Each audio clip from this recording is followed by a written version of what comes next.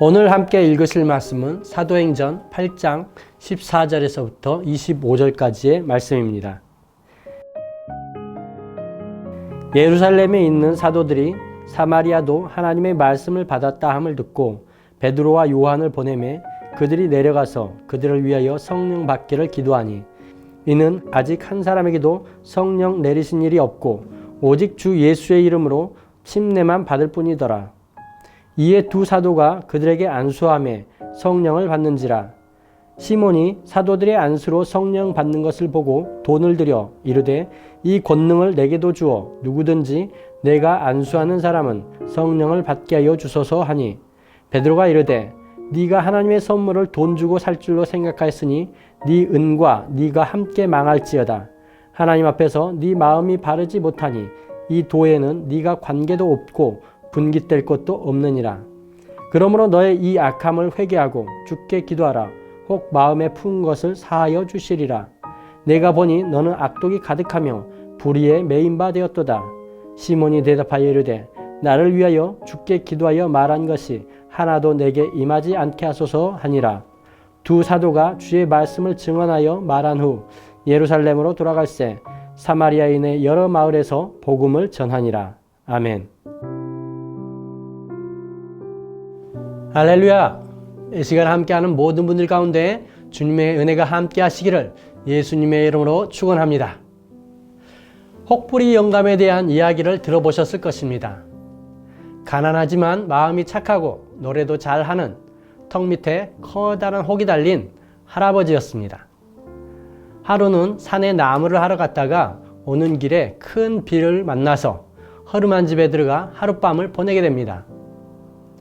숲속 허름한 집에 혼자 있으니 무섭기도 해서 노래를 부르는데 도깨비가 나타나서 어떻게 그렇게 노래를 잘할 수 있는지 묻습니다. 할아버지는 순간 꾀를 내어 자신의 턱 밑에 있는 혹에서 노래가 나온다고 하였습니다.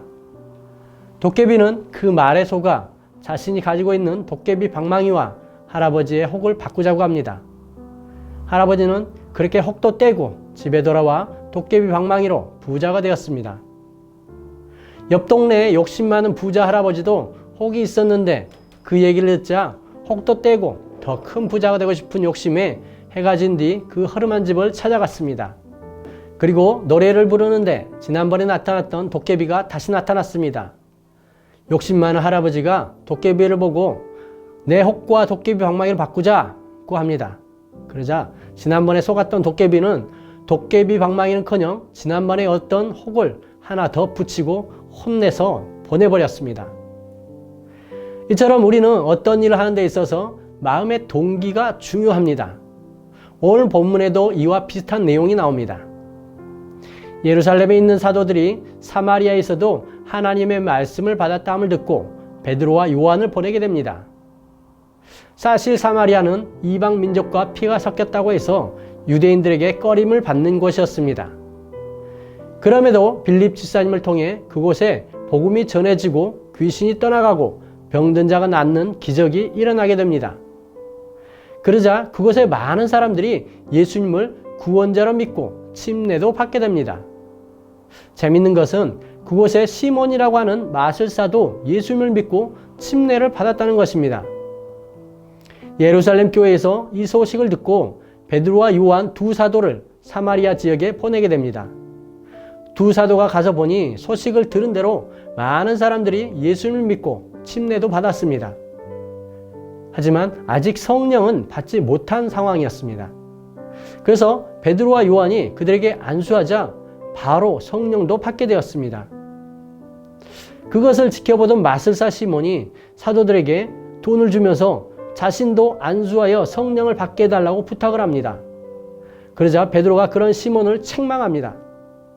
네가 하나님의 선물을 돈 주고 살 줄로 생각하였으니 네 은과 함께 네가 망할지어다 라고 말씀합니다. 성령은 예수님을 믿고 사모하는 이들에게 임하게 됩니다.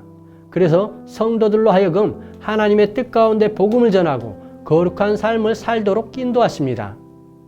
하지만 마술사 시몬은 그런 성령을 제대로 알지 못했습니다. 다만 자신의 탐욕을 위해 성령 받기를 원했던 것입니다. 당시 마술사들은 마술을 통해 사람들의 마음을 현혹시키고 돈과 세상적 명예를 얻었습니다. 시몬은 성령의 능력을 통해서 일어나는 역사들을 보면서 자신이 성령을 받게 되면 더 많은 돈과 영향력을 미칠 수 있을 것이라고 여겼습니다. 그런 불순한 동기로 사도들에게 돈을 주고 성령을 사려고 했다가 성령은커녕 오히려 네 은과 함께 망할지어다 라고 하는 그런 책망을 듣게 된 것이었습니다. 마치 혹대로 갔던 욕심 많은 할아버지가 오히려 혹 하나를 더 붙이고 온 것처럼 말입니다.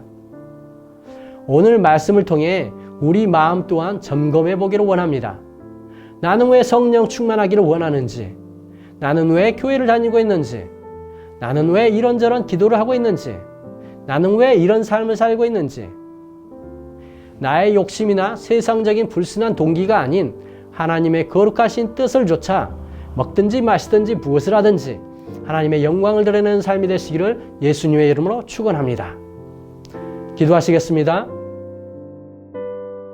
좋으신 하나님 아버지, 너희가 얻지 못하면 구하지 아니하며 구하여도 받지 못하면 정욕으로 쓰려고 잘못 구함이라고 말씀하셨습니다. 우리의 필요를 주님 앞에 구할 때 우리의 탐욕이나 정욕을 위한 것이 아니라 하나님의 거룩하신 뜻 안에서 구할 줄 아는 지혜와 분별력이 있게 하여 주시옵소서. 언제나 우리의 기도를 들으시는 하나님께 감사드리며 이 모든 말씀 우리 주 예수님의 이름으로 기도드립니다. 아멘.